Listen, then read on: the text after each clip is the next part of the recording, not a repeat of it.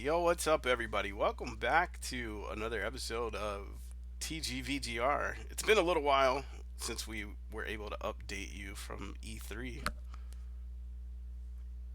Great. Yes, hello.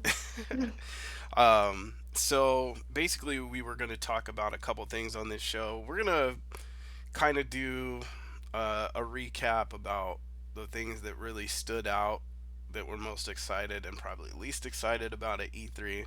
And then we're going to talk about something that's been kind of a, I don't want to say it's a taboo topic. It's just been kind of like an off and on thing that people talk about, which is emulators and ROMs and emulation, and kind of has a lot to do with companies like Nintendo and whatnot. So we'll get into that. But I hope you guys have enjoyed yourselves since the last time we've had a little chat. And so, Grave, what are you looking most for? Like, I have to ask this question, but they know they might not know. What are you looking forward to most based on everything you saw from E3? Would have to be Animal Crossing New Horizons, for those that have not heard of my hype about it or anything. So you've got Animal Crossing's New Horizons. Um, Anything else particular? Hmm. Well, not really as hyped, but there's some I'm curious about. Like Astral Chain looks pretty good, Mm-hmm. and it kind of brings in like the graphic argument sometimes, or the Switch being a port machine, because that Astral Chain was made for the ground up for the Switch and it looks amazing. And then you look at some lazy ports like the Ark Survival Evolved or The Witcher 3 and you're like, God, why? Why did you do that? Yeah. Um and For you it was the Dark Crystal tactic, right? Yes. Yes. The Dark Crystal game is definitely something I'm looking forward to. Um, and I'm glad that's a series that they're bringing back on Netflix, based off of a movie that was made back in the early '80s, and so I knew there would be some kind of hype for it, but I wasn't expecting like. Honestly, I didn't hear any rumblings of a Dark Crystal game being in development. Yeah. And usually I follow some pretty niche gaming websites and I didn't even hear of it either. Yeah, so and That's definitely I think the surprise of the year. I'm glad that they went with the tactics style, kind of like the old school Final Fantasy tactics, like rather than try to make a 3D action open world. Although that would be cool too, but still, like the more I think about that, that'd be kind of cool too. I'd love to roam around in their world. But Well, maybe if this one does well, that'll be the next one they do. yeah. Well, I mean, I just feel like the it's a good way to introduce people in those tactics games while they can be hard sometimes. Um, at other times, like they're easier to learn and it's not so complicated. And I think somebody who wants to play kind of casual and maybe learn about some of the stuff to deal with the Dark Crystal, it's easier to Mhm. do that way. So I'm excited. That's like one of the must buys for me. Oh yeah, definitely. Other Um, than the Final Fantasy VII remake, of course, but that's sure. not until next year, unfortunately. Yeah, and of course, I mean we've got the Pokemon Sword and Shield. Who Hmm. can forget? I mean, don't think. Regardless of people's rage, I'm still pretty sure it's gonna sell, much to Yeah, their dismay. I actually watched a YouTube video earlier today where people were complaining about the Game Freak being lazy and Hmm. saying, okay, well they're using the same attack, so like you got this Bunnelby, but it's using the same attacks from Pokemon X and Y from 10, 6, 7 years ago with the kick with the little footprint. They're using the same animations, and then people were talking. They were like, "Oh, well, don't even get me started on the tree textures, Hmm. like the environment." I'm like, "Oh my god, okay." Yeah. I Uh, guess. Regardless, they could have made it look like total crap. And let's face it, it's Pokemon. It's gonna be the best selling game on the Switch for that year, Hmm. so it doesn't really It's like matter. I can understand if they're extra bitter about that because if Game Freak's excuse or reasoning or whatever you want to call it was that oh, we're not putting in the national dex because we want to focus on graphics and animation, and then they see that, they Right. kind of feel like they're being lied to. But at the same time, when I ranted about this on social media, I was like, yeah, but I don't play Pokemon to stare at the textures of the background and stuff. So by graphics and animation, they probably mostly mean improving like the Pokemon looks and the trainer looks Right. and like move graphics and stuff. And even though the Dynamaxing might seem like a bit of a lazy gimmick, they still have to put in those special moves and Right. such for that. I'm not saying I give them a complete pass if it is laziness, but at the same time, I'm still pretty sure it would be kind of hard and take maybe an extra year's time to rebalance everything if they have like the mega evolutions and the Z moves and rebalance moves and remodel everything Yeah. Plus, that isn't in there. But they did show that the Dynamax Pokemon that with those special raids, it's gonna have Pokemon you usually can't obtain, it looked like. So yeah, maybe those will be released in that way. You just do special raids and there'll be like an update briefly to catch them with your friends. sure.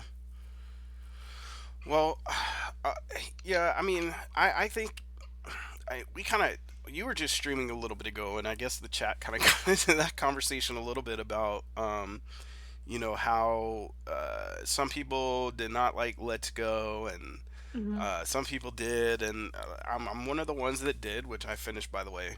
And I went ahead and finished it off stream. I just basically, I kind of, in a way, I guess I kind of cheated, but I didn't. Like the last thing that I had to do was catch Mewtwo, right? So, Hmm. I found the only two Pokemon that I own that have Dark type moves, which was a Alolan Grimer and a Alolan Raticate. And even though they were only like level 40, I kind of used them as meat shields, but their damage to Mewtwo was very high, and the Mewtwo damage to them was next to nothing. So even though they did get killed because he started using a swift attack for whatever reason, um, by the time they did die, my Pikachu was able to come in and one shot the Mewtwo and throw the Master Ball out. So I did complete it, and I went and got my little diploma. Hmm. I did try to do one shiny hunt, which is odd because here's what happened. This was so weird. So for shiny hunting in this game, basically you get the shiny charm and then you walk around and you collect. I think you have to do a combo of like 31. It might be 32. It might be 34, something like that. Yo, what's up, Venom? But so I got that, and then I did this for Rattata, and I was expecting that at some point the shiny Rattata would appear. Of course, you have to use max lures and keep walking around as they spawn. But that's not what happened. With that catch combo for Rattata, a shiny Pidgey ended up popping up, which was kind of odd because I wasn't comboing the Pidgey. So naturally, I caught the Pidgey, but that also meant that my combo was now broken, and I had to restart the Rattata Is it combo. is it So just me or is it just my internet starting to fail me because it keeps cutting you out? I don't know. I think everything's been fine over here. Let me look. I haven't I'm shown any plugging the drops internet over here. here, so I guess it's just me again. I mean, hold on. How did it sound, guys? Uh, I'm watching the thing. I'm not. I don't. I mean, I'm on all green bars, so I seem fine. Yeah, it's just my end. Okay. Well, I mean, it's not cutting you so far. We'll see. We'll see if you get cut Hmm. out, because that's what really matters.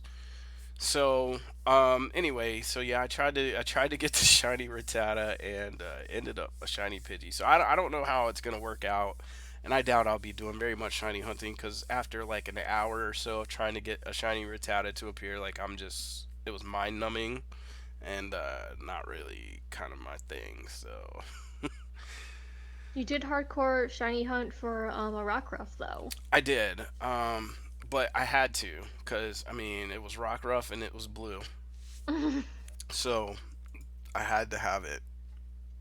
But yeah, for the most part, um, I I still want to. I it kills me that I can't remember the name of it. I still want to see more about that game with the guy painting the monsters on the walls and interacting with them. Like, I'm still very interested in that game. I think it's called Concrete Jungle. Yeah, Concrete Jungle. That's what. I don't know why I can't remember that. I mean, that's just a standard name, but Well, they haven't really shown anything about it except for that one time. yeah. Well, I thought there would be something at E3 about it, maybe, Hmm. but I didn't see anything. And I guess the last question for the E3 stuff is, what happened to Religion? Yeah, that was weird because they've been trying to do like monthly updates, at least on their Facebook page, and I'm following it, but they apparently did one last month at around like May 25th or so. And they said, yeah, we've been quiet, but hey, good news, we're going to E3. And nothing. Not even for like small booths of someone saying like, "Oh, hey, look what I found," posts it from Twitter, and then Yeah, the news stuff would find it like, "Oh, okay, thanks to this person on Twitter, we found the small booth that was hiding, and here it is." But nothing anywhere, and it's like they're gonna have to explain about it because there's actually quite a few people that have Kickstarter backed them and have been following them for a while. yeah, and So I like mean, to say that they're going and then they're mysteriously not and they're quiet afterwards, eh.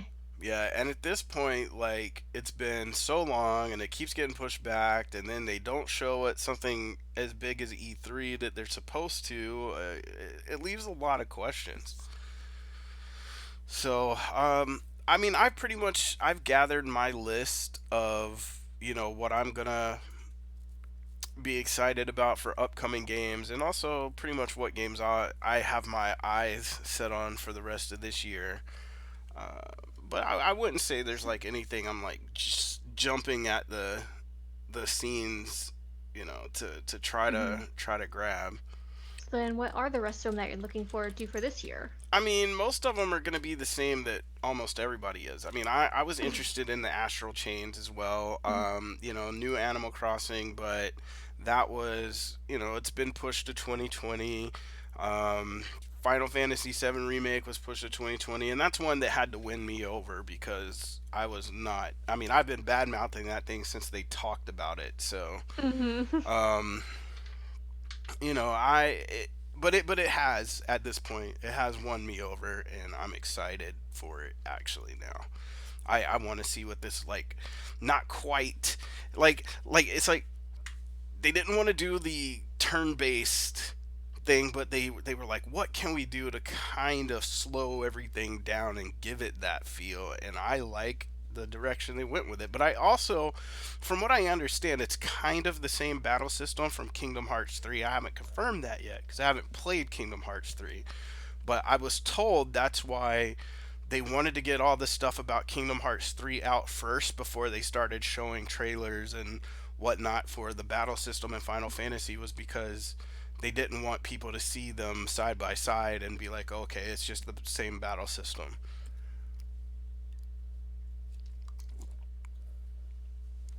But it is what it is. Speaking of Kingdom Hearts, I got to get on that pretty soon. Hmm. I have so many games I need to get on pretty soon. I keep saying that. Yeah. And then by the time I start one, I buy three more. So Hmm. I just keep putting myself in the hole. But Yeah.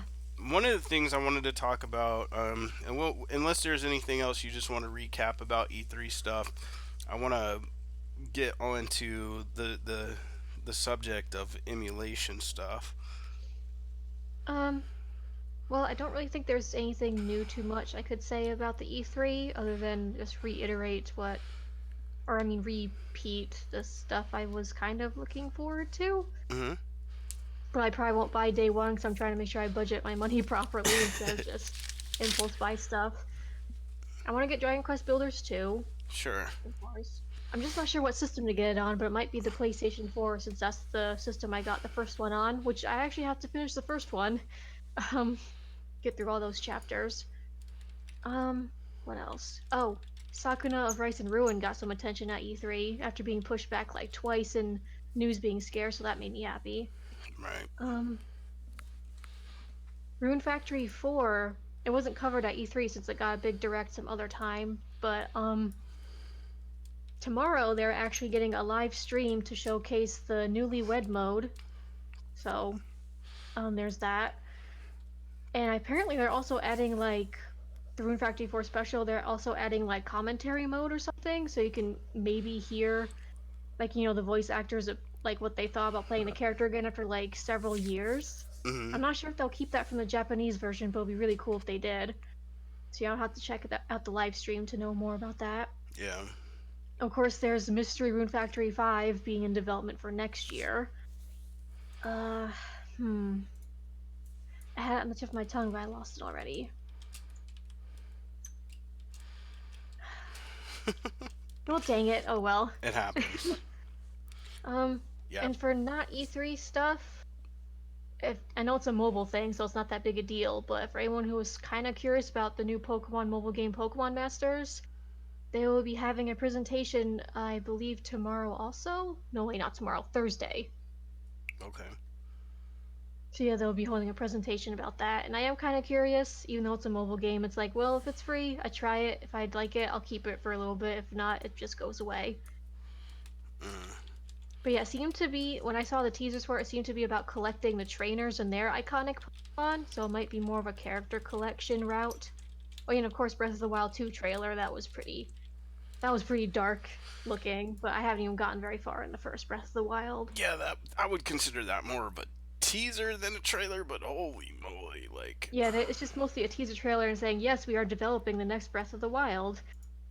yeah, I'm pretty like, I don't know. I'm pretty sure like I saw something in that, and I would have to go back that was familiar. I mentioned this when I saw it. I said, I wonder if they're bringing back, um,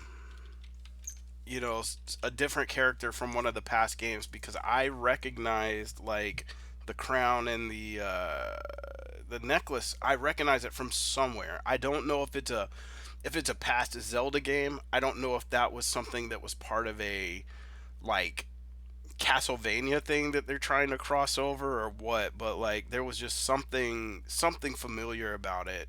Uh People are saying that's like undead Ganon, yeah. pretty much. Like Ganon's being resurrected again. He Yeah, just doesn't quit, does he? and it could be that I recognize that as the Ganon stuff. It doesn't seem like it, but that crown in the necklace looks so familiar. I've detached myself away from so many of the Zelda games in recent years that like I just can't quite put it together. But I know And I've seen. honestly, the only two Zelda games that I know the most about are Minish Cap and Wind Waker. Yeah. So I don't I just know that as sooner or later, like they're gonna release an extended actual trailer, and then you're gonna be, oh right, that's who that was. Like Hmm. it'll be so obvious. Yeah. Um, Oh, they should do a remaster on Minish Cap. That would be adorable. hmm. It was already adorable on Game Boy, though. Game Boy Advance, I mean.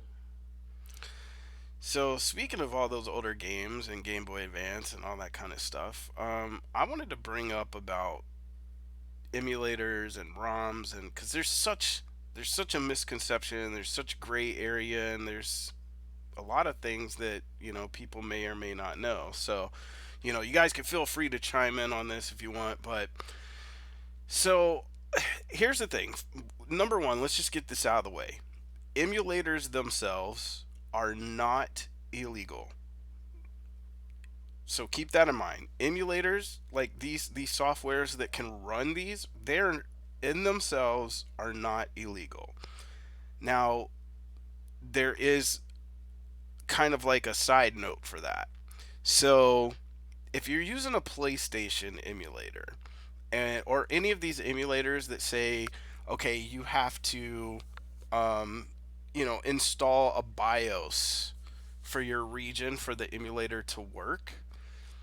Now, granted, yes, you can go online and you can download these BIOS packs that'll have all the different ones for your stuff or whatever, and you can use those and it'll make your emulator work. That's true. However, that is where that part starts touching that gray area.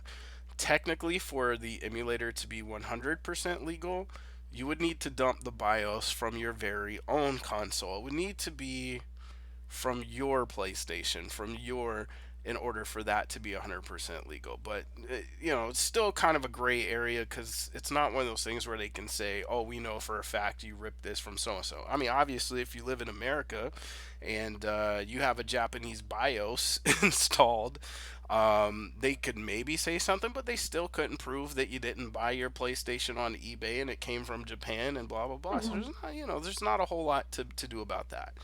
But the emulators themselves are not illegal. The ROMs themselves are not illegal if you are the one that ripped it from your game. So the ones you're downloading on the internet are ones that people ripped from their own games and put them for upload. Those can be considered illegal.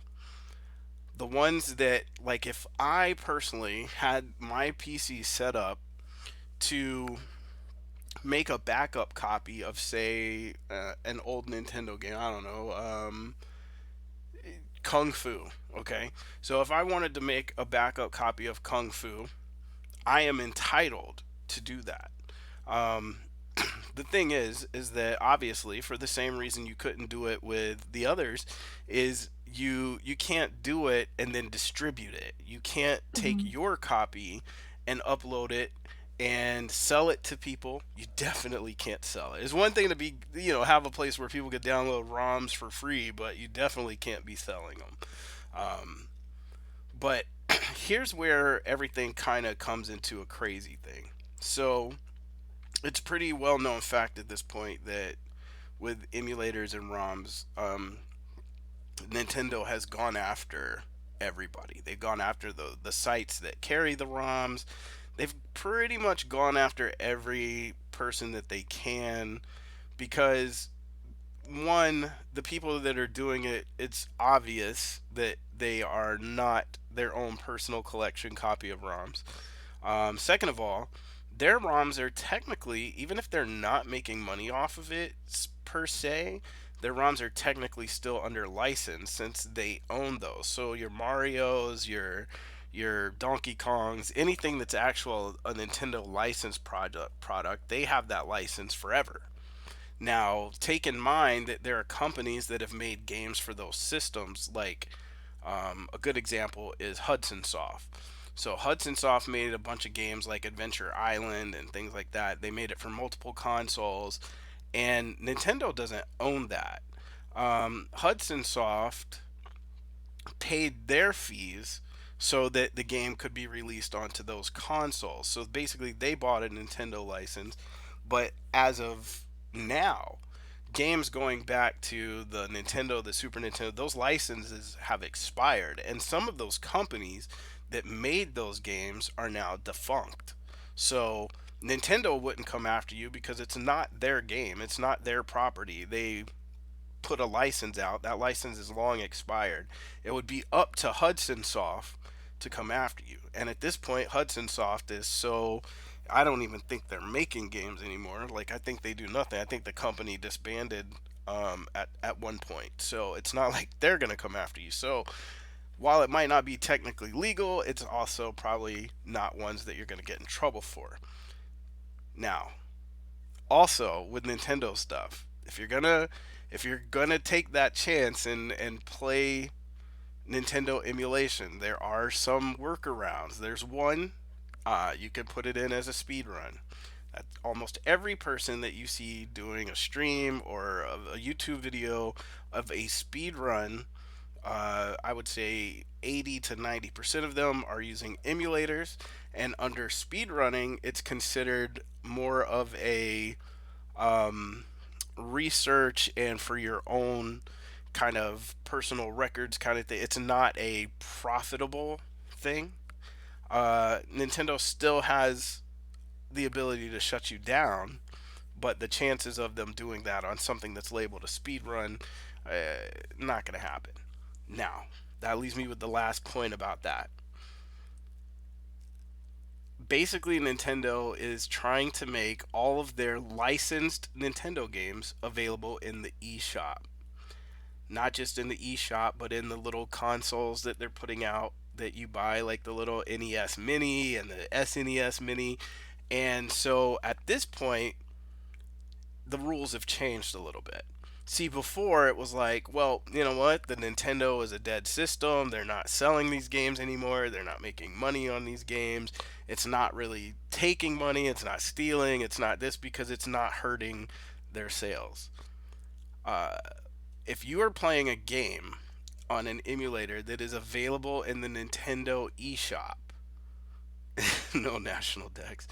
If you were playing a game that is available on the Nintendo eShop, then it's a completely different rule that applies to that because technically that game is still available.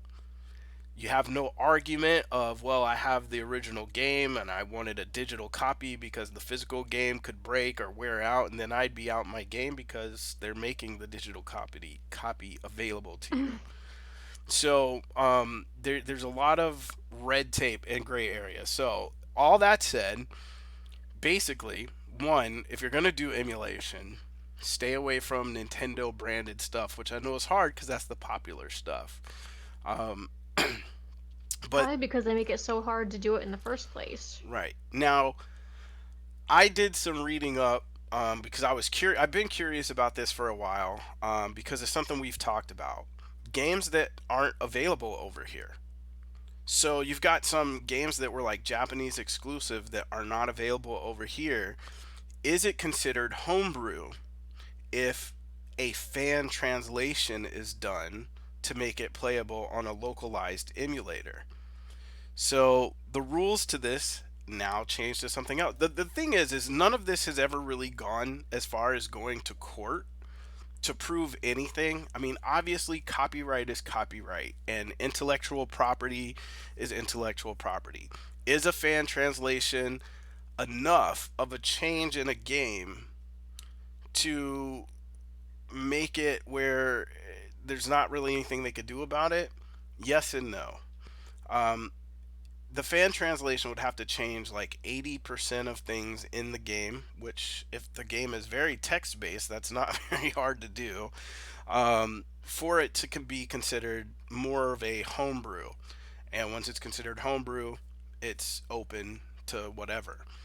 Um, but there was an issue, and even though it was a negative thing, a good thing came out of it. And that was the ones that you have to worry about the fans translations is not Nintendo. It's not who you might think it would be. It's actually Square Enix. Square Hmm. Enix is the ones that are having the problem with fan translations, and the reason is because up until a few years ago, I think this was in 2012, so 7 years ago, Final Fantasy Type Zero H, or Final Fantasy Type Zero was not Type HD back then, but Final Fantasy Type Zero was not available in the United States. Well, these people got together, they did this fan translation, and it became a very popular ROM for a long time. The problem was is that they Square Enix already had it in their plans to redo the HD remaster for Final Fantasy Type O with English translation. So now you're talking about where a fan translation could have cost them a lot of sales, where people who had never previously had the chance to play this game now only can not only play it in their native language, but in HD. But now hundreds upon thousands of people have played this fan translation and they might not be interested in buying the new game. So Square Enix took that seriously and said, look, that hurt our sales. We're taking somebody to court. um, but nothing came of it. I mean, they did try to go to court over it. There was not really a ruling. There was just kind of like a settlement of, here you don't do this anymore, and we'll continue to make our games. But a lot of people speculated that Final Fantasy Type O was never going to come here, and that at the time, this was actually proven that Square Enix was not able to fund getting that game translated. And so, what they believe happened was that Square Enix made the fans do that translation, and then they actually stole the translation, remastered the game, and used the fan translation and got free labor out of it. Wow. That would Now, be super low if that's really what happened. it would, but it also wouldn't, because keep this in mind. Um, One, because of that, it got the game released over here, which was a great thing. Two, you you did go in and manipulate somebody else's intellectual property, and you didn't change enough things for it to not be in that gray area. So it's not like they should pay you for it. You took their game, you translated it, and you uploaded it to websites and distributed the game. Now, whether you made $1 off of it or not, um, uh, it's just one of those things where it's like, hey, you did something illegal that you weren't supposed to do, but instead of suing you for millions of dollars, we're just going to implement your translation. Consider that you did the community a favor, and now we're going to release the game. So, um, that's what I said, the good and the bad. Will it happen for every game? Probably not. So, don't think that just because we want, Dragon Quest Monster Joker 3 over here, that you can fan translate it and Square Enix will get pissed off enough. But it may say, hey, look, the translation's already be done. All we got to do is repackage it and sell it now. We don't have to pay translators. Technically, it saved them money. But the question has always come up: is it hurting the sales of games for retro emulation? What do you think? Hmm. Does it hurt the sales of games if, let's say, if I want to play not even a popular game? I was going to say Chrono Trigger, but they've remade Chrono Trigger several times and it's available. But let's say, like, there was a game on the old Nintendo called Legendary Wings. It wasn't a great game, wasn't a terrible game, but it wasn't great. So if I wanted to play Legendary Wings, should I be allowed to play it on the emulator? Or should I have to go buy it and a Um, Nintendo to play it?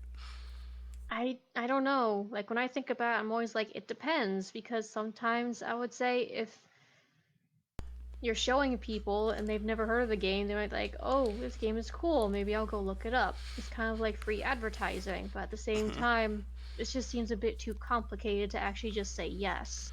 Okay, well, let me look at this from a Nintendo point of view, right? So, do you think that Nintendo should care? Take that this is a console that can no longer be purchased, and I'm talking about new in store, okay? You can't go to Best Buy or GameStop or whatever and buy a brand new Nintendo. You could buy old like Retron consoles and things that support that kind of stuff, but technically isn't that emulation as well, cuz they're just emulating another console. But let's say that like I go into a game store, I would have to go to a used game store at this point and buy a used Nintendo and a used copy of Legendary Wings.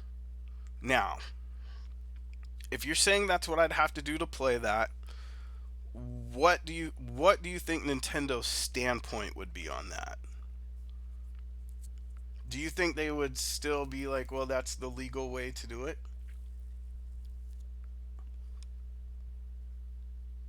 Does it make it any more ethical? I don't know because on my end, I didn't really hear any of that except for like 3 words. You only heard like 3 words? Yep. Okay. So, all right, you cannot buy you can't go to Best Buy, you can't go to GameStop and buy a brand new Nintendo console and a brand new version of Legendary Wings. Okay? Hmm. All right. So, what would you have to do at that point? You'd have to go to a used game store that sells old consoles and sells old games. And usually that retro stuff jacks up in price. Well, regardless, Usually. even if you had to pay those prices. Hmm. Now, here's the standpoint. How much money would Nintendo make off of me going to the store, buying that console, buying that game from a used game place? Not much. They wouldn't make anything. They would make Mm. $0. They would make $0 if I went to a used GameStop or a used game store right now and bought an old used console and an old used game. They would make $0 because this is all secondhand. This is all this that game that console, that game has already sold. It sold when it was new. It sold in the store. Nintendo got what they got. Do you think that these used game stores pay a percent to Nintendo to everything that they sell from Nintendo? No. I guess not. Nope. So, from a Nintendo standpoint, why should they care if I play Legendary Wings on an emulator or whether I go buy a secondhand console and a secondhand game? Because it's not going to take money. It's not doing money. In other words, the emulation should be just as illegal as me buying the secondhand console because technically I'm buying this stuff and I can play this Nintendo game and Nintendo didn't make a dime on it. Either way you Hmm. look at it. Either way you look at it. Now, again, I'm not talking about games that are available in the eShop. I'm not talking about the Mario games and the Pokemon and the Zelda games that they're obviously going to keep alive. This is why they do that. That's why they keep making it available in the eShop or re release a physical copy of it or whatever. And Square Enix is starting to catch on, so that's why they're re releasing all their ports and keep renewing those licenses. But as far as like when people are like, oh, when you do emulation, you're taking money from, Nintendo, or you're taking money from Sega, or you're taking money from the developers of that particular game. Well, the same is to be said if I go into GameStop right now and buy the game used. If you buy the game secondhand, even if you do it from GameStop, say the game just came out. Say yesterday Red Dead Redemption 2 came out. Somebody bought Red Dead Redemption 2, that money went to Rockstar. But then a week later, they come trade it in. And even though the game's still only been out a week, I go in there and I buy a used copy. Well, guess what? That used copy, all that money goes to GameStop. That doesn't go to Rockstar because the game's already been sold. So it's not like me going in there buying a used copy is costing Rockstar money or keeping them from getting money that they would have gotten because guess what? Somebody already bought that game. So just Hmm. because I'm paying for it, why would that not I be can this? kind of see why they wanted to kind of push for all digital games at some point, because then they would always get some kind of profit, I think. Yeah, I mean, because they need to be the ones to sell it to get the profit. So if they can't do that, then what happens? They take a loss. They take a loss. So um I mean, in my opinion, I used to think of it a different way. I used to, I don't want it to effectively negatively affect the culture of video games so much that it actually starts shutting companies down. Because imagine if some big AAA game that makes a whole bunch of games suddenly took so much of a loss because of this, they just shut down. Now that would be awful. sure, but what I'm saying is that none of these. If you're buying a game secondhand, like if you're buying a used game, that does not affect the company whatsoever because the game's already been paid for one time, which is all they accounted for. So if they sent 20 games, let's say Horizon Zero Dawn, okay? So let's say the makers of Horizon Zero Dawn send 20 copies to GameStop, and GameStop sells all 20 copies. Well, guess what? They got paid for the 20 copies that sold. Now, as those copies come back in, as they come in as trade ins for other things, now every time that game sells, that money does not go to the developers. It doesn't go to, whoever released the game. It doesn't go to the company that made the game. That goes to GameStop. So that's technically in the eyes of the developers, I never bought the game. Like if they looked at their receipts, I never bought the game. They don't know that I bought it secondhand from over here. I own the game, but I wasn't the original buyer of the game. I wasn't their original purchase. I wasn't their original money. So does me buying that secondhand game cost them? And you can argue yes, because one, I bought it used to get it for a cheaper price when I had the option of possibly buying it new and supporting the developers. But I mean, again, at the same time, it's just a matter of where's this gray area. So if I play a video game, if I loaded up a PlayStation emulator right now and I played Final Fantasy 9, that's different. They just re-released Final Fantasy 9, so there's no excuse for you to have to play that on an emulator. But I'm going to use it as an example because what if it's a game I was never going to buy in the first place? Like you weren't going to get my money for it. Like if I said I'm not going to buy Final Fantasy 9, so but I do get curious enough to try it out on an emulator. And then I decide I like it. And then I say, well, I'm playing it on a PlayStation emulator that's 25 years old, and they've got this new Final Fantasy 9 remake that just came out, HD. And now I go buy that. Now, something that didn't cost them anything because they didn't lose money because I wasn't going to buy the game anyway. But if I like it, now they're going to make money because I did like the game. So I go buy it. So you're saying technically using it as a demo? Uh, no, because I don't like demos. But Technically. but yeah, so yeah, in a sense, it'd be the same as if they gave me a free demo. Um, I don't play demos, but this would be the same. Like, what's the difference between you sending me one or two levels, and then or me getting my hands on an emulated copy of a game that I say, you know what, I really like this game, and now I want to own it on my Switch versus playing it on an emulator on my computer. The problem is, I think most people, once even if they say they like it, they're like, well, what's the point of buying it? I have it right here, right now. Well, that's what I'm saying, because a game that old, and then they put out a like digitally or even a physical copy of that same game 25 years later as an HD remake. If you like the game enough, you're going to get it. I mean, let's face it. I bought Final Fantasy on everything that it can be purchased on at this point. I mean, I own multiple copies of Final. I own it on the Vita and have never once put it in my Vita. I own it on the PS4. I've played it on stream. I own it on Steam, and yet I've never, like, so I'll buy the game three times over if the game is worth it.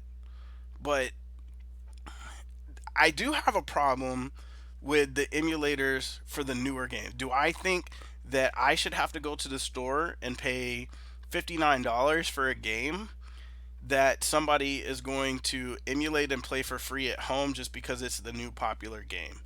I do have a problem with that because that's piracy. You're just getting That's a whole around. different ballpark. Yeah. So I'm talking about retro stuff. I'm talking, Atari, Nintendo, Super Nintendo, Sega Genesis, Dreamcast, stuff that is out of production and that there really is no way to go. Basically, anything that you cannot walk into a store right now, a retail store, and buy. I think emulation, one, is part of what will keep those games alive. Nostalgia. These people aren't. Trust me. If somebody walked up to me today and said, "Hey, man, I'm going to sell you this hard drive full of ROMs. It's full of 600 Nintendo games, retro games for $30," I wouldn't. They're not going to make any money off of me. I'm not going to buy it. The ROMs are too readily available everywhere. You make them unavailable. Like you do what Nintendo does and you go shut me down, then guess what? Somebody is going to start making money off your ROMs because somebody has a collection of every Mario, Animal Crossing, Zelda somewhere on a disc. And now that they can't be found online because you shut them down, now you're creating piracy. Because now there's going to be people who do want those games on emulators and ROMs. And then there's going to be the people who were lucky enough or whatever to download them before, and now they're going to be selling them because they know you can't find them anywhere else. Oh, you think you can find Animal Crossing online? Good luck to you. But or you can just pay me $5 for it right now. Now they're going to make money off of it. That was probably the dumbest thing they did was try to shut down the ones that were dealing the retro stuff. But again, I understand it's your licensed intellectual property, and some of that. So I don't know if Animal Crossing is one of them, but a lot of their stuff is available in the e-store. And if it's available in the e-store, then do it that way. Why wouldn't you? If I could download, like I could go on the e-store right now and download a bunch of those old games, and guess what? I could play them over HDMI right now. I'm happy. I can game capture properly with them. I'm happy. Hmm. But you know, we've all seen. Like I was hoping that the Switch would get like a 3DS and GameCube eShop type of thing for older ones. I mean, you would think that it would be able to. Because the Wii or the Wii U, I think actually put in old DS games, and Wild World was actually on there, but I didn't find out about that or remember until it was too late and the Wii or whatever took down their eShop. Right. So I think, well, first of all, I think the 3DS stuff is probably not really Yeah, gonna. probably not old enough. I meant the regular DS. Yeah, That I was know, great. but I'm saying like I don't think like even the 3DS stuff will be available in the eShops for anything other than the 3DS because these consoles, even the Switch, you got to remember that it would have to emulate two screens instead of one, and then by the Mhm. time like it's just super complicated. Um, Well, for the regular DS for Wild World, from what I remember when I looked up screenshots, it was just a big screen and they had both screens on top of each other. yeah. So and that's fine, but not everybody's going to want to do that. Can you imagine doing that on your Switch in handheld mode, not on a TV? Like it might be. Yeah, not on the Switch. That would be way too tiny. Yeah, so um there's definitely some plus and minuses, but in all honesty, like where do you draw the line? Where like I personally feel like everything up until hell, honestly, even PlayStation 2 is pretty much fair game. Like one, you got to have the historical records of this stuff. You got to have like every game that comes out does have a historical record somewhere. I know Nintendo has a warehouse where they keep the original prototype copies of every single game that was ever made, pretty much, because it's like a hall of archives. You have to. But guess what? Those are solid media. At some point, they're going to rot. At some point, they're going to be too old. So these digital ROMs do serve a purpose. Um, is it legal for you to own the game and then download the ROM just because you own the game? Technically, no. Technically, you're supposed to, if you want to make a backup copy of your game, you're supposed to make a backup copy off of your game using the tools that would extract the information directly from the game that you own. At that point, you're 100% legal. But then, what was it, 5, 6 years ago, they went into this whole digital rights management thing to where your license for buying a game. So, if you bought a Nintendo game back in the 80s and 90s, you bought a physical copy. Well, in order for you to legally own a digital copy, you are not entitled to a digital backup because it's a separate media. You paid for a physical copy. Therefore, if you want a digital copy, you have to pay for the licensing for the digital copy. Simple as that. You can't. It was like what they used to say about taking a movie from a VHS tape and transferring it to DVD. When before people really started buying DVDs, they were trying to find ways to copy their old VHS tapes to DVD.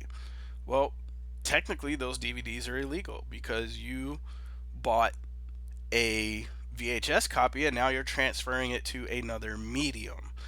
Um, all in all, it all boils down to, I feel personally, retro wise, um, you're not you're not damaging their sales unless it's a game that they're offering up for a remaster or whatever. But you're I don't feel that people who do emulation for anything that is not for a profit, meaning if I want to play it on my personal computer, I should be able allowed to play and emulate anything I want as long as it's not something that I could currently go out and buy in the store. If it has been made to where it is unavailable to me, where it cannot be purchased, or I'm not going on eBay and spend $600 for Earthbound. Okay, I'm not. And Nintendo doesn't see 600. They don't get that money just because somebody sold it on eBay for $600. So Nintendo doesn't give a shit about that. They don't care. Um, if you're gonna, I would say that like they might look at you for like Earthbound and say, "Is this a ROM or is this a capture device?" But in the end, they can't really say or do anything to come after you because the game is not available any other way.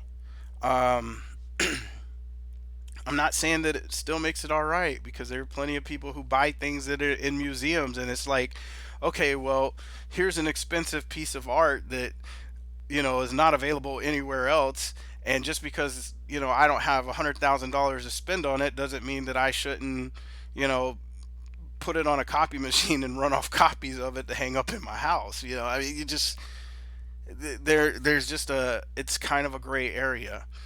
But I I personally, I know a lot of people that use emulators.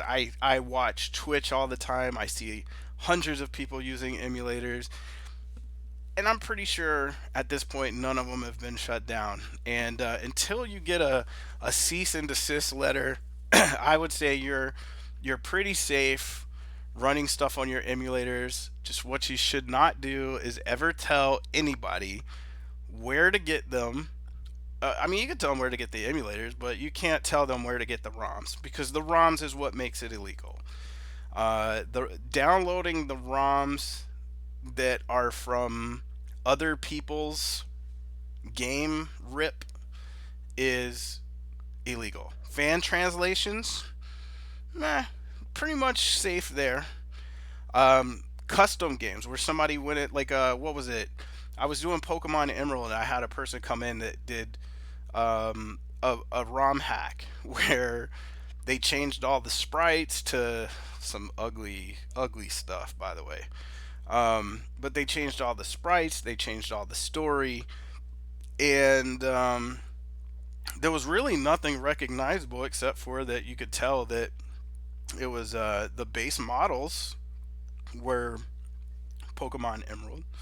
Yeah, or maybe it used the same engine type of thing. hmm So the only thing that I read about that had anything to do legal wise with courts and whatnot was a court did deny that that some fan translations were still an infringement of copyright and still an infringement of intellectual property because they technically had to look at it as a patch. Okay, so it's a patch, and all you're doing is patching the game, which only changes like a line or two of code, and at that point, it has not deviated enough from the original work to be considered a ROM hack or a clone game or homebrew or whatever. But there are a good portion of them where certain games were not available, are no longer in manufacturing process. The companies that made them are no longer producing video games, and you are 100% safe and okay to play those games. Like I used Hudson Soft earlier. As far as I know, Hudson Soft is out of it. Like they don't make games anymore, really. I Uh, haven't even heard of them. yeah, so playing Adventure Island 1, 2, and 3, have at it because Nintendo doesn't own that property. They're not going to come after you. Um, and Hudson Soft is, from the last I saw, they had gone bankrupt. So they're not going to come after you. Even though I will say that I feel like if I was in a company that was bankrupt and I saw somebody playing one of my games, I might try to sue them just to get some money because I'm bankrupt. But they can't afford the lawyers, so um, I again not too worried about that. But overall, the reason why the real reason why I brought this up was simply for the fact of what I mentioned earlier. As far as what Nintendo or any of their arguments are about how it would hurt their sales, it would not hurt their sales any less or any more than buying used games. If I buy a game from the pawn shop for $10, it doesn't go to Nintendo. And guess what? I get to play the game, and Nintendo didn't get a dime from me for it. But I can play it. So, technically, how is that any different? Just because I have a Hmm. physical copy of it? It as far as Nintendo's concerned, I didn't buy the physical copy because I wasn't the original purchaser. So resales, they're not getting anything on it. They have no record that you purchased it. They have no idea. And it's the same thing with ROMs. Like, I didn't purchase the original game that the ROM was ripped from, but that's not to say that I don't own the game. You can't say that I don't own the game. I mean, I can sit here and whip out 50 games that I have ROMs for easy. And in fact, I just gave one of them away, so I might have to delete that ROM. But I gave Goonies 2 to the Grantage for the Nintendo. And but just because I own that, like, if I made a ROM of it, it's not going to stop me from, if I played the ROM, it's not going to stop, it's not going to keep Nintendo from making any money because I'm not going to rebuy the game. I already have it. If I play, uh, in fact, I think my entire PS4 collection, with exception of three, maybe four games, I bought all used. So not a single one of those game companies saw a dime of my money. So if their argument is they didn't want me to play ROMs because I didn't pay for them or they wouldn't have seen a dime of my money, then how can I buy the games from GameStop? Because GameStop's getting that money, not you. And I'm pretty sure that none of these games are licensed by GameStop for me to be able to even say, well, I got the game from GameStop. Like, just having a physical copy doesn't mean anything. What if I stole the physical copy? What if I literally walked into Walmart and stole a physical copy of Uncharted? Oh, jeez. I'm just saying, like, say I stole it. Now, is it okay that I can come home and play it? Like, legally, I can't get in trouble because you can't prove that I didn't buy the game because here it is, the physical copy. Does that make it any better? Like, uh, that's just my big debate on it. So, I don't know. What do you think? Where do you? I'm talking a lot, but I mean, it's a pretty in depth, like, iffy thing. I mean, do you agree? Do you Well, think I that? mean, that's why I'm not talking much because I'm really trying to think about it because I'd never really thought about that deeply before. I just knew it was kind of a hard moral area about it. Well, like I said, most people use emulators for speed runs. I know a lot of streamers who get their start with emulators because you know what? They might not have the best game selection or their computer might not be the best at running them. I did the same thing. I started my stream day one playing Chrono Trigger on an emulator. But do you know how many times I've owned Chrono Trigger? Probably six. Do you know how many times I paid for it retail? Once. I bought it one time from the actual store back when Chrono Trigger was $34.99. Good luck finding it for that price now, because I think it's up over 180 bucks. And second of all, the other times that I bought it from used Game Stops or any game store. I bought one time from a yard sale. So I know Nintendo didn't get any money off the one I bought from a yard sale. So, as far as Nintendo's concerned, when they're all like, well, you're playing a ROM that we didn't get paid for, well, guess what? I'm playing the physical copy of the game you didn't get paid for, so what's your argument? Mhm. Yeah, that is an interesting point about that. So I'm just saying, for people who are playing ROMs and emulators, do your thing. Keep playing them. Just don't be stupid about it. Don't go download Luigi's Mansion 3 when it comes out and start playing it, because that is piracy, that is stealing, and that is taking money away from them. Versus where, you know, they're An not. old retro game that's out of print. Yeah, a retro game that's out of print. Like here's a good example. I'm gonna say this live on the air. I am gonna end up playing at some point. I'm gonna end up playing a game for the PSP called Death Junior. Now let me explain something to you about this Death Junior.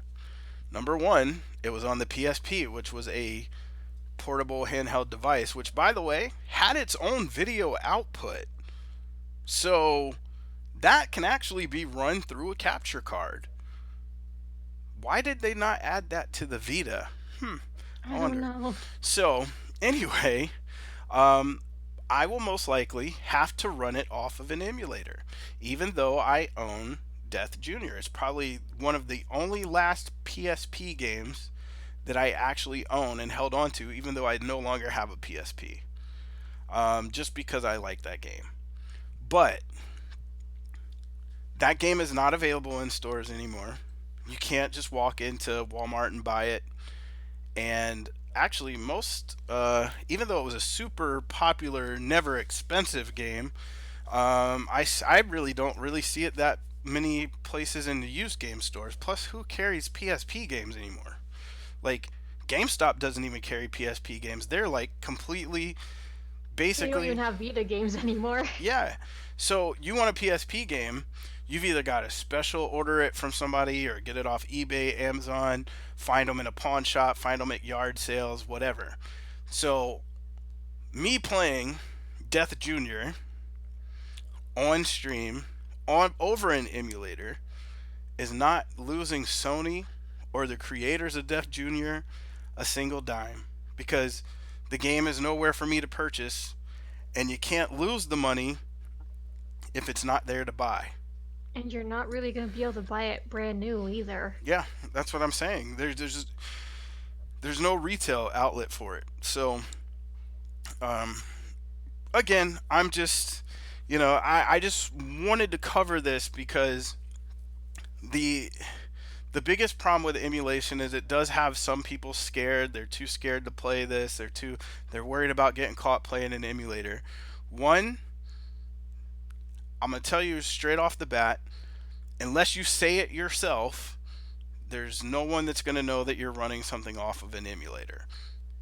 You can always say you're doing it through a capture card. I'm sorry, they can't prove it otherwise. That's just a fact. Unless it's some rare game that they know for God well, there's no way that you could have gotten a hold of it.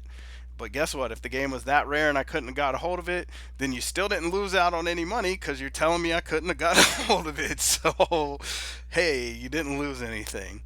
Um, but ultimately it just boils down to that fact. Like, that was something that kind of registered on me earlier today, was that if the complaint is that you think it's costing you money, then one, the reason why people aren't buying it is because it's probably overpriced, and I'm looking at you, Nintendo Switch, with your overpriced ports, where I can get that same game on a different console.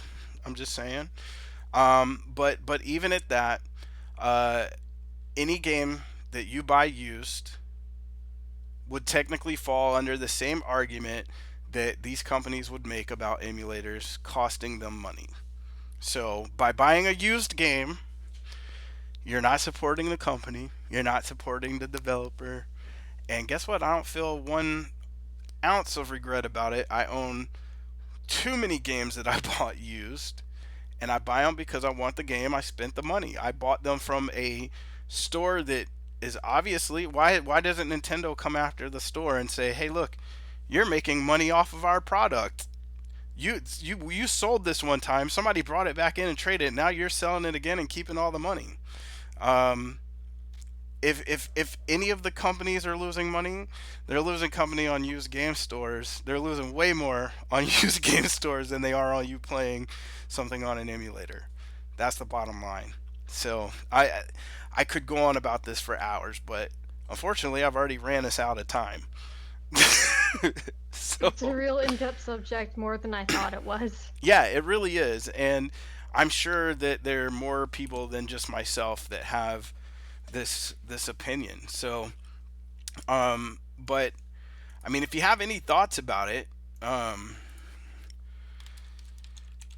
then just let us know. Like, what are your thoughts on emulation? What are your thoughts on the ROMs? And I'm not talking about stuff that you can get right now, like stuff that you can walk in the store and buy new.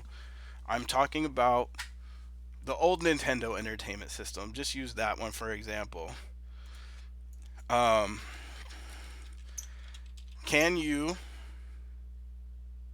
do you think that you should be able to play an emulator or to play a ROM on an emulator and that be any different than you buying a used game in a video store? Because if the argument is that you're costing them money and you're not supporting the developers, then how is that any different than buying a used video game? Except one, you're spending money, cash that's going out, versus you're doing something that's free that is causing the same quote unquote damage as spending money in a used gaming store. So there you go. I mean, if you have any other valid points or arguments that you'd like to discuss, feel free to do so. You could do that on the YouTube comments that'll be underneath this video. I'm sure we'll have a few Dang.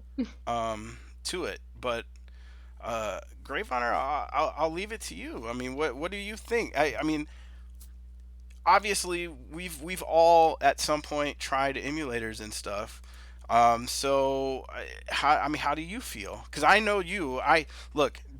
Anybody listening right now, Grave Honor is 100% like anti piracy. She don't even like for people to enter in cheat codes in a game. So know that she's Well, like not completely, but I mean, like, I do dislike piracy because of really bad stories I've heard. yeah. And I thought piracy and emulation was the same, but this does make a lot more sense. Now I say I consider it piracy if it's a game that you can walk in and purchase right now. The same thing with movies. I think it's piracy if you make a copy of a movie that just came out. So, well, this one didn't just come out, but let's say like I got you Christopher Robin for Christmas, right? Hmm. On Blu-ray.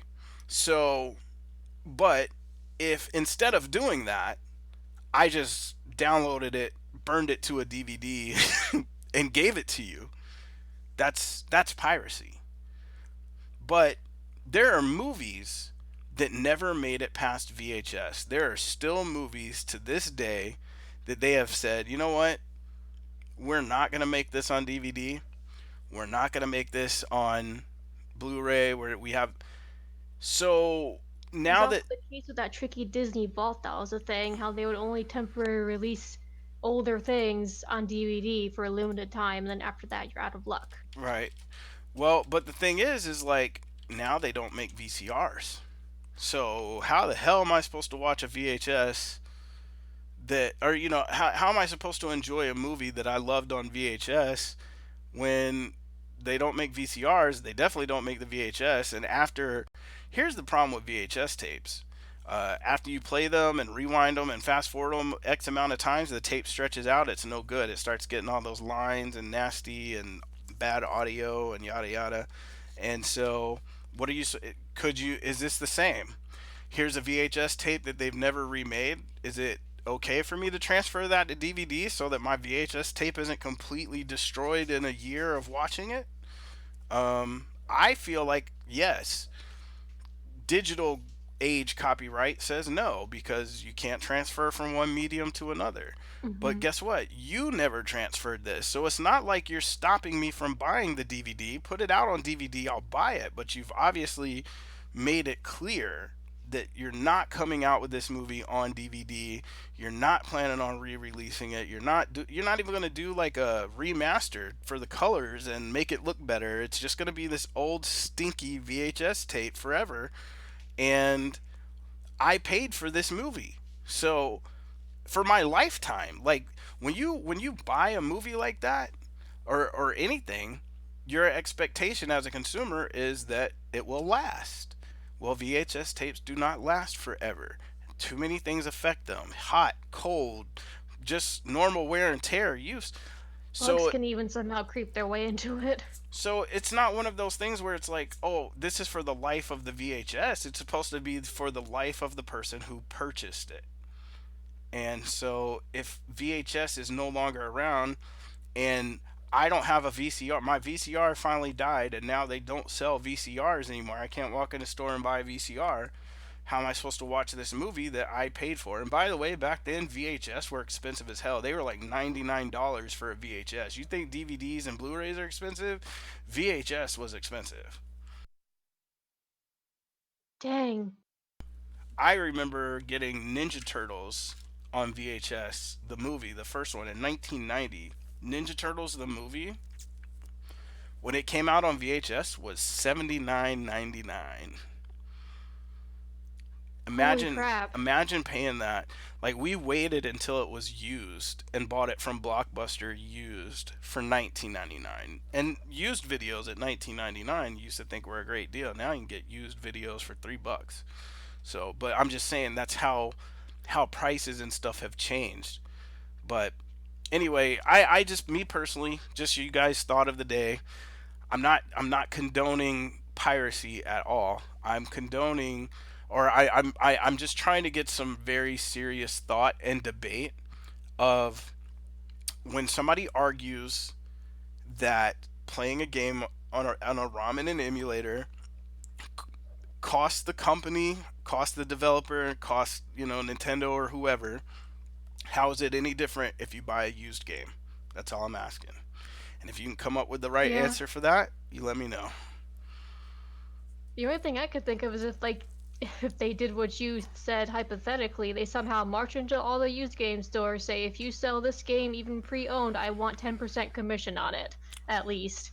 Something like that. But I mean, it would have to be even more than that because when they sell a game, it should be the other way around. The Yeah, but I store, mean, that's just like saying something yeah, like that, yeah, not exact numbers. yeah. I think if a store sells a game brand new, that's the manufacturer's suggested retail price. So they figure for every $60 game, $55 of that is going back to whoever made the game, and basically $5 is going to the store, somewhat. Now, if it was that same way, if it was that every time you bought a used game, that 85 or 90% of it was going back to the company and the developers, they'd make a killing because they could sell the same exact copy of a game multiple times every time it got traded in and make just as much off of it as they did the first time they sold it. Then yeah, I agree. Like shit, they should, that would be an issue.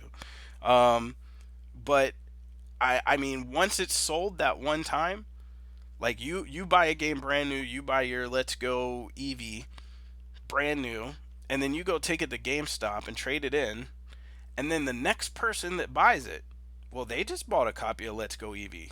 They bought it. They might not have paid the same price as you, but they bought it. But it does not help Game Freak, and it doesn't help Nintendo, and it doesn't help anything except GameStop or whoever sold it to them. So how is that any different?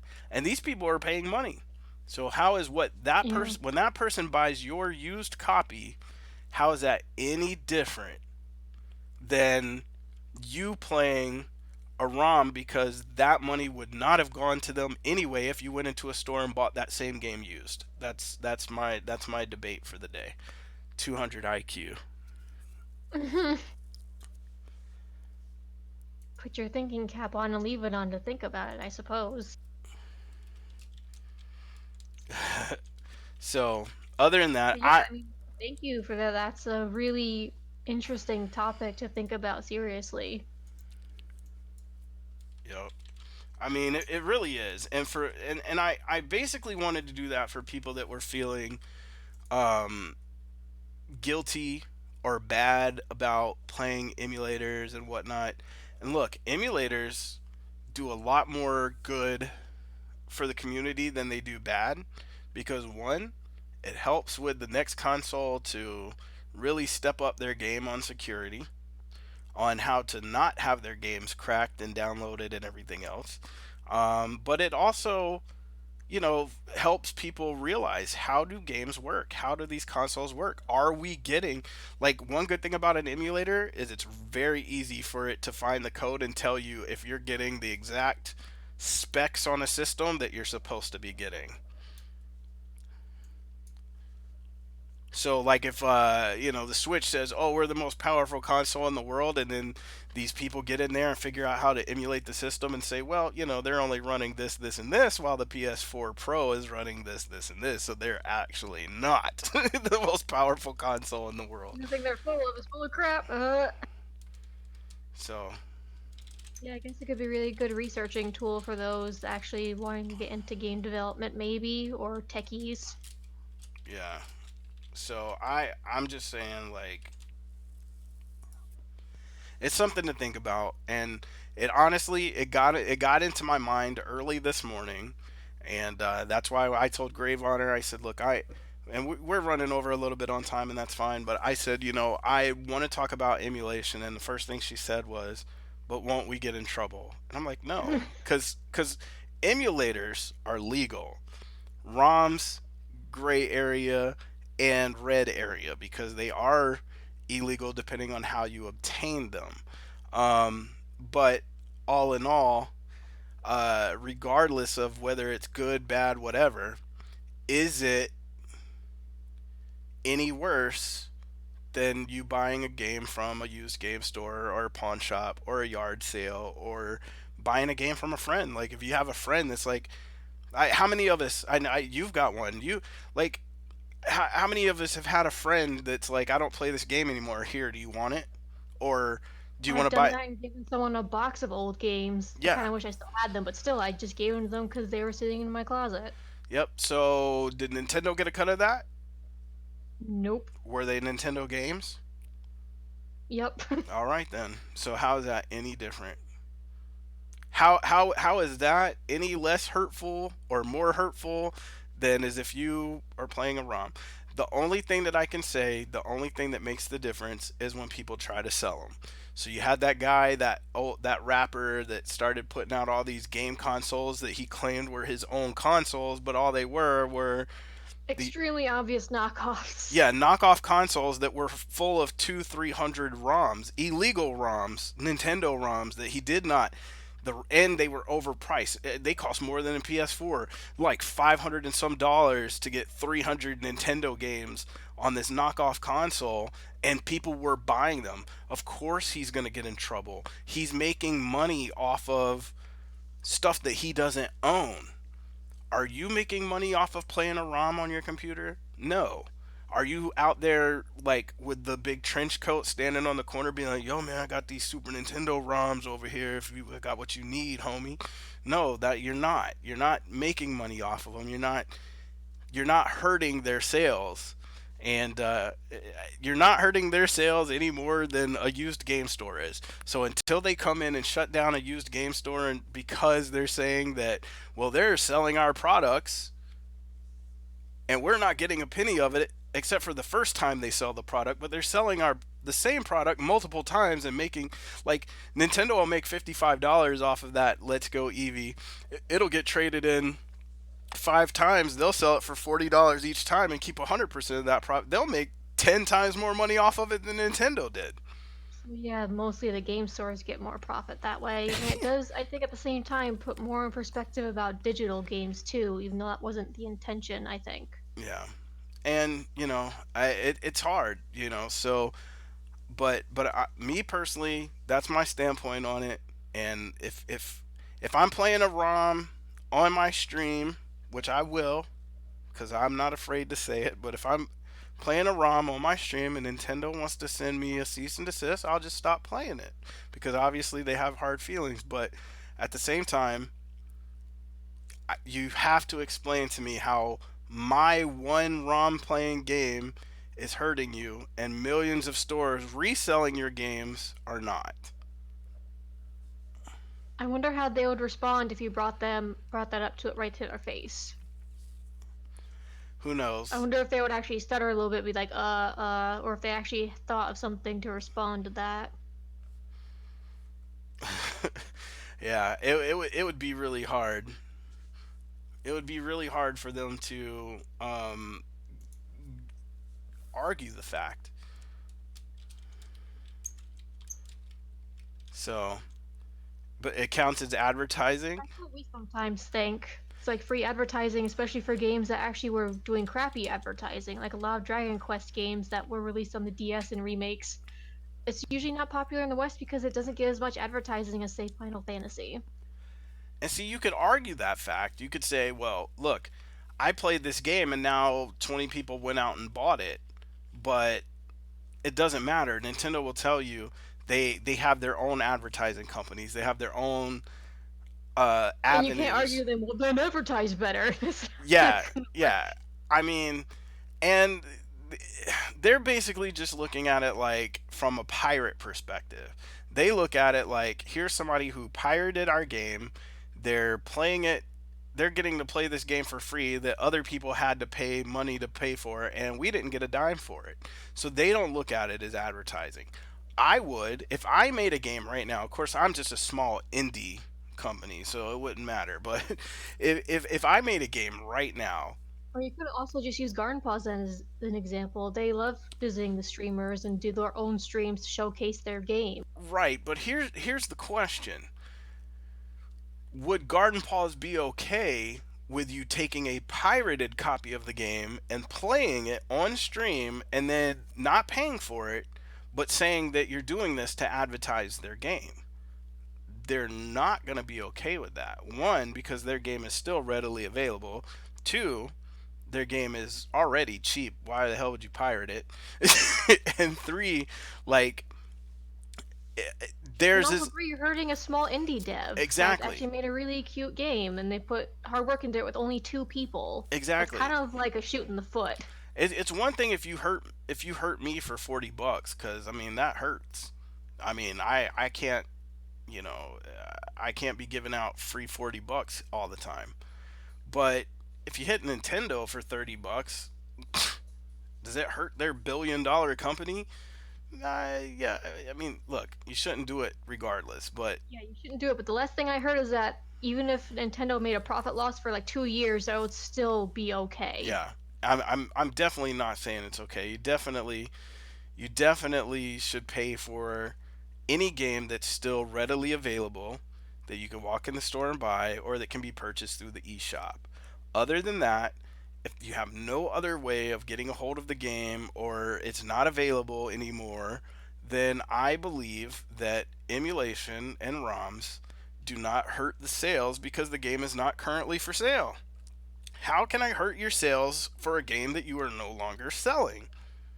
And I'm not making money off of it. I'm not selling it to people. And you can argue, well, people come to your stream and they subscribe or they donate bits and you're making money that way. No, they're subscribing and donating bits to be entertained. It doesn't matter what game I'm playing. Right now, we're not playing a game. We have people here watching. We have people here talking. Do you think they really give a shit if I'm playing Red Dead Redemption or if I'm playing Mafia? If they're being entertained, they don't care what game is being played. Sure, they might like to see a game here and there that reminds them of nostalgia and childhood, hence Animal Crossing.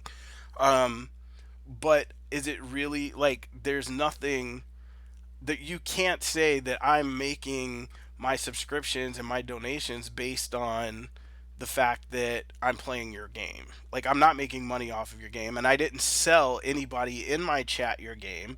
I didn't tell them how to download illegal copies of the game or whatever.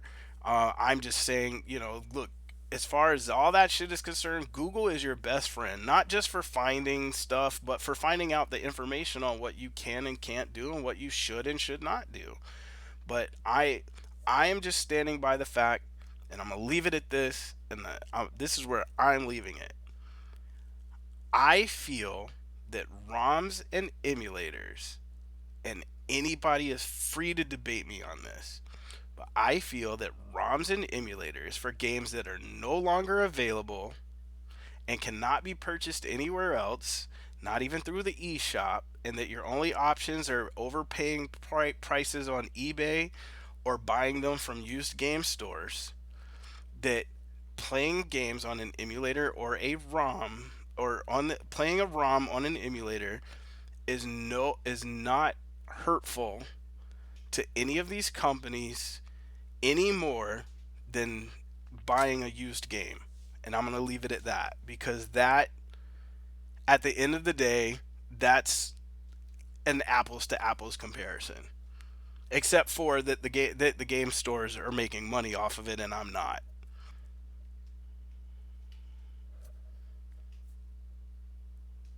Yeah, pretty much. I guess that is the best end to it. So with that said, I appreciate everybody stopping in today and checking it out and not flaming us about our viewpoints and calling us pirates and unethical and yada yada. And I may stream later this afternoon. I don't know. I've been thinking about it. If not, I'll definitely stream tomorrow. Thursday, I'm off filming. Friday and Saturday are looking pretty good as well. Gravehonor, you're going to be streaming this week, correct? You're going to be doing your stream this week, like pretty much Hmm. every day up until close to 5 o'clock ish. Yeah, not tomorrow though. Not tomorrow. Oh, right, company. So, Hmm. feel free, if you haven't, drop a follow here, drop a follow over for Grave Honor, and check out the streams. We're guaranteed to entertain, guaranteed. And if you're watching this on YouTube, I'm gonna do the thing that most people stop. Guaranteed, Yeah, eh? most of the people stop the video right here, because this is where people say, and if you like our video, hit like and subscribe, and don't forget to hit the little bell to get the notifications for a new video. So if you made it past that, congratulations, and hopefully we'll see you guys soon. Again soon. Maybe we'll see you guys again soon. But until I decide if I'm actually gonna stream or not, I will, in the meantime, look for somebody to host. And actually, we just talked about them, so why not send you guys over to our friends over at Bit and Toast Games and let you guys check out Garden Paws, since we haven't been able to stream it for a little while. Sweet. So, again, thank you everyone. I hope that by the time next week rolls around, we'll have more game stuff to talk about. But I'm going to tell you that game news has been like everything came out at E3 and now it's like radio silence. So, Yeah, the next time something might come up is maybe for the Tokyo Game Show, but that stuff isn't really guaranteed to come out in the West, but you can still find out interesting stuff. yeah. All right, so we're going to send you guys over to Bit and Toast Games. I hope you have a good evening and rest of the week, and hopefully we'll see you guys on some of the other streams. Bye.